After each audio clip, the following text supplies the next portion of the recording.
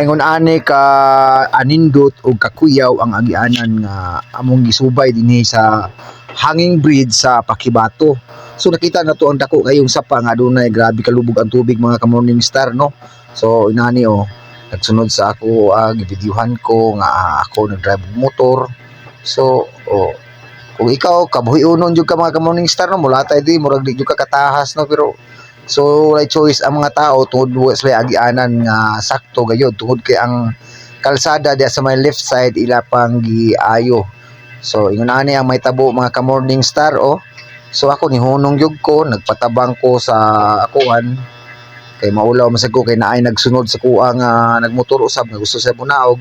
So ako ni naog ko ako na lang gi pamalihog ako ang motor ug akong gialalayan og apugong kay lisod man pod og dili na ko pugnan no murag gid migtakong aning duha ba madidit yun ni kung dili pugnan. So inani siya kalisod ang agianan diri pero ang mga tao ning dapita mga motorista ning dapita mga ka-Morning Star no yano lamang kini nilang paganaogon og saka kanaog lang ang ilang ginabuhat ning tulaya.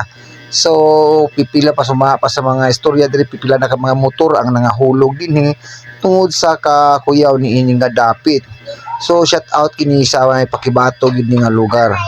So hapit na gayud kami manaog mga ka-Morning Star So adul gamay na lang gayud ang gamay na lang jud kayong hunat. So naa na kami sa ikaduha ka andana. So gamay na lang gyud diha na kami mga hidulhog sa may yuta na gyud. So diri napita mga ka-Morning Star daghan jud kay nahulog kini nga side diri nahulog ang mga motor diri tungod kay atong niagi wala pa ni siya barindilya ang kilid. Pero sa pagkakaroon gibutangan nila tungod sa mga insidente nga nang hitabo. So shout out ko niyo tata nga nitabang kanako sa pag-alalay sa pagkanaog sa motor kay dili na ako makaya kung ako lang mag-inusara. So sa makausap pa mga ka-Morning Star no magamping kita nga tanan sa atong kinabuhi sa matag adlaw.